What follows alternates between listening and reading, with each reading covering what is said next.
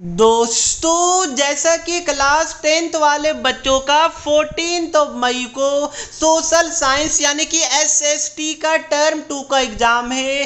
इसी चीज़ को देखते हुए मैंने पार्ट 1 बनाया था, जिसके अंदर मैंने हाई वेटेज टॉपिक या फिर इजी किल टॉपिक हिस्ट्री और जियोग्राफी का करवा दिया था। इसका मतलब ये हो गया कि वैसा टॉपिक जहां से लास्ट 10 साल में रिपीटेडली CBSE क्वेश्चन पूछ रहा है, भर भर कर क्वेश्चन पूछ रहा है और आसानी से वो सारे टॉपिक को कवर किया जा सकता है। तो आज मैं सिविक्स और इकोनॉमिक्स का जो दो चैप्टर है, यानी टोटल 4 चैप्टर का most important high weightage easy kill topic take करवाने जा रहा हूँ। बट उससे पहले अगर अभी तक आपने चैनल को सब्सक्राइब नहीं किया है तो फटाफट कर दीजिए। वीडियो को लाइक नहीं किया है तो वेट क्यों कर रहे हो प्यारे बच्चों, फटाफट कर दीजिए। इससे हमें काफ़ी ज़्यादा मोटिवेशन मिलता है और हम और जोश के साथ आपके लिए कंटेंट को प्रिपेयर करते हैं। तो दोस्तों, सीधा हम लोग चलते हैं सिविक्स वाले पार्ट में। बट उससे पहले अगर कोई बच्चे ने पार्ट 1 नहीं देखा है तो लिंक आपको डिस्क्रिप्शन बॉक्स में मिल जाएगा, वहाँ से हिस्ट्री और जियोग्राफी का देख लीजिएगा इस वीडियो को खत्म करने के बाद। तो प्यारे बच्चों, जो सिविक्स का पॉलिटिकल पार्टीज वाला चैप्टर है उसमें सबसे पहला कि पॉलिटिकल पार्टी होता क्या है और दूसरा function of political parties. Function तो इतना इंपॉर्टेंट है, यानी कि लगभग हर एक साल ये पूछा जाता है। यस, आपने पढ़ा होगा रन एंड फॉर्म गवर्नमेंट से पब्लिक ओपिनियन पॉलिसी बनाता है, बहुत कुछ इनका फंक्शन होता है पॉलिटिकल पार्टीज का। तो वही आपको बताना है, इंपॉर्टेंट है, जरूर कीजिएगा। उसके बाद आपने पढ़ा होगा, क्या बताइए, 1 party system, 2 party system, multi party system. 1 party system कौन है? चाइना है। 2 party system UK USA। Multi party system हमारा प्यारा सा भारत यानी कि इंडिया। तो 3 टाइप का पार्टी सिस्टम होता है आपके सिलेबस के अनुसार, ये तीनों को आपको पढ़ना है। उसके बाद प्यारे बच्चों, role of opposition of political parties. Yes, suppose कीजिए कि इंडिया में जैसे कि आपका पंजाब में आम आदमी पार्टी का सरकार बना है, इस बार यूपी में BJP का बना है। तो उस केस में जो ऑपोजिशन पार्टी यानी जो पार्टी नहीं जीत पाए बट खड़ा हुए थे, तो उनका रोल क्या है कि अगर गवर्नमेंट अच्छा काम नहीं कर पा रहा है, जो पब्लिक से वादा किया था वो नहीं कर रहा है, तो उसको क्रिटिसाइज करे। तो ये आपका क्या होता है? ऑपोजिशन का काम होता है। Next, challenges to political parties. आपने पढ़ा होगा मनी एंड मसल पावर, ये सब, या सक्सेसिव डायनेशन, ये सब आपका इसके अंदर आता है। NCERT में 4 पॉइंट दिया हुआ है, काफी बार पूछा जा चुका है। नेक्स्ट की national national and state party में क्या डिफरेंस होता है और इलेक्शन कमीशन ने क्या कंडीशन लगाया है कोई पार्टी को नेशनल या फिर स्टेट पार्टी डिक्लेयर करने का। तो इतना क्वेश्चन अगर आप प्रिपेयर कर लेते हैं तो यकीन मानिए इस चैप्टर का जो वेटेज 5 to 7 मार्क्स का है, वो आपका मार्क्स कहीं पर भी नहीं जाने वाला है। इससे बाहर कोई भी क्वेश्चन इस चैप्टर से नहीं आएगा। सो प्यारे बच्चों, नेक्स्ट चैप्टर की तरफ चलते हैं, बट उससे पहले लाइक में कंजूसी नहीं कीजिएगा, फटाफट लाइक कर दीजिए। तो next chapter outcomes of democracy. यहां से तो क्वेश्चन ना आउट है, लीक है। यस, इस मतलब कि जो मैं बता रहा हूं आज उससे बाहर क्वेश्चन नहीं आएगा, मैं बोल रहा हूं नहीं आएगा, ये बात को ध्यान में रखिएगा। सो पहला क्वेश्चन या टॉपिक कि democracy is better form of government than dictatorship और मोनार्की। यस, डेमोक्रेसी, हमारा भारत डेमोक्रेटिक कंट्री है, तो डेमोक्रेसी कोई भी जो फॉर्म ऑफ गवर्नमेंट होता है उसमें सबसे बेस्ट होता है।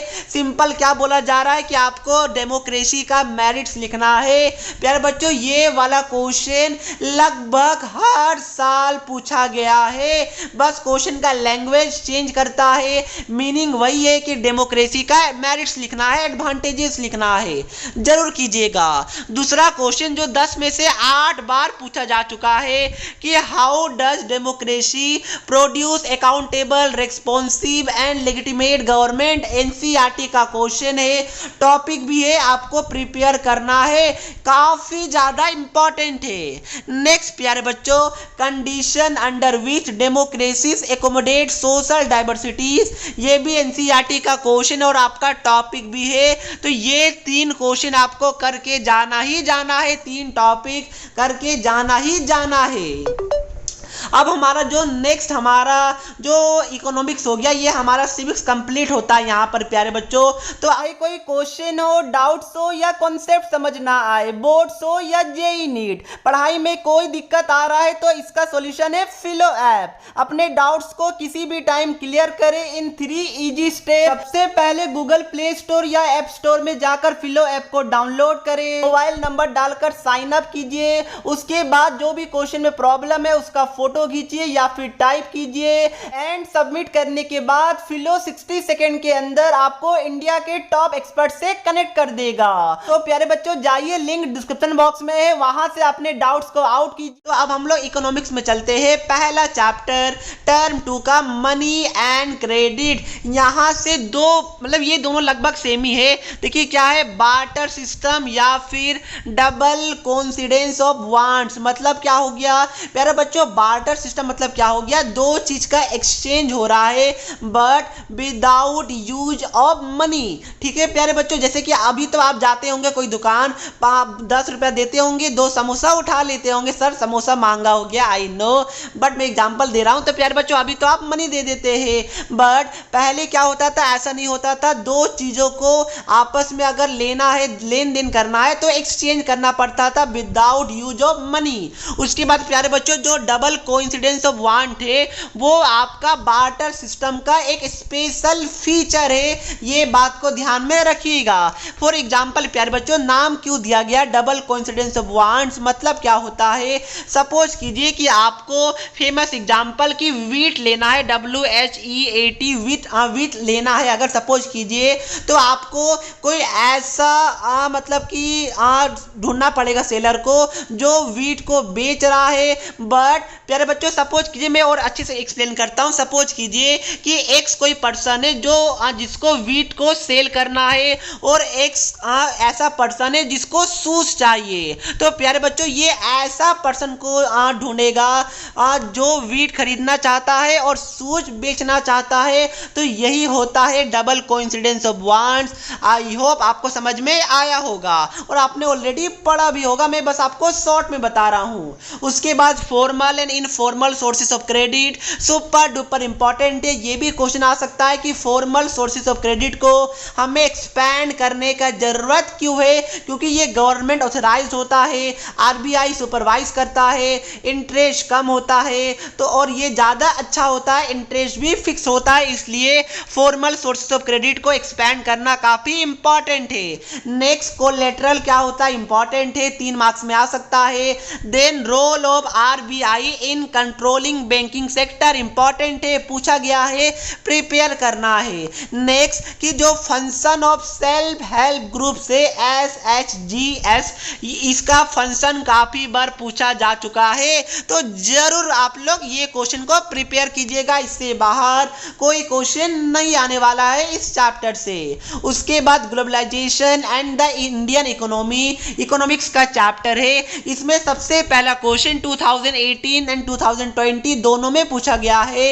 इंपैक्ट ऑफ ग्लोबलाइजेशन पूछा क्या गया था कि what is globalisation, right its impact, 5 marks का पूछा गया था। तो ये तो सबसे पहला आपको प्रिपेयर करना है। उसके बाद MNCs and function, super duper important है, एक्चुअली ये इंपैक्ट ऑफ ग्लोबलाइजेशन के टॉपिक के अंदर ही एमएनसीज आता है, तो इसको तो गलती से इग्नोर मत कीजिएगा। Next functions of World Trade Organization, एक टॉपिक है, वर्ल्ड ट्रेड ऑर्गेनाइजेशन के नाम से उसको करना है। लिबरलाइजेशन, ठीक है प्यारे बच्चों, लिबरलाइजेशन मतलब क्या होता है बताइए, जो गवर्नमेंट ने टैक्स बैरियर लगाया है उसको रिमूव करना, दैट सिंपल। तो इतना आपको टॉपिक को प्रिपेयर करना है, अगर आप कर लीजिएगा तो सिविक्स एंड इकोनॉमिक्स मिला के टोटल 20 मार्क्स का वेटेज है, 20 आउट ऑफ 20 आप लोग सिक्योर कर लीजिएगा, क्योंकि इससे बाहर क्वेश्चन नहीं पूछा जाएगा। बट हाँ क्वेश्चन का लैंग्वेज चेंज हो सकता है, बट जो मैंने आपको बताया क्वेश्चन उसी से आएगा, क्योंकि एमसीक्यू तो है नहीं, सब्जेक्टिव पैटर्न है, तो ज्यादा घुमाया नहीं जा सकता है। तो दोस्तों यही था हमारा आज का वीडियो। इसका PDF मैंने टेलीग्राम ग्रुप में प्रोवाइड कर दिया है, लिंक डिस्क्रिप्शन बॉक्स में है, या फिर डायरेक्ट मैंने डिस्क्रिप्शन बॉक्स में गूगल ड्राइव दे दिया है, लिंक वहां से जाकर डाउनलोड कर सकते हैं। और जरूर प्रिपेयर कीजिएगा, इग्नोर गलती से भी मत कीजिएगा, अदरवाइज आप लोग 20 मार्क्स को स्किप कर दीजिएगा, मिस कर दीजिएगा आउट ऑफ 40। तो दोस्तों वीडियो अच्छा लगा तो वीडियो को लाइक कर दीजिए, चैनल को सब्सक्राइब कर दीजिए, कोई डाउट है तो कमेंट करके पूछ लीजिए। तो मिलते हैं नेक्स्ट वीडियो में, तब तक के लिए पढ़ते रहिए। जय हिंद, जय भारत।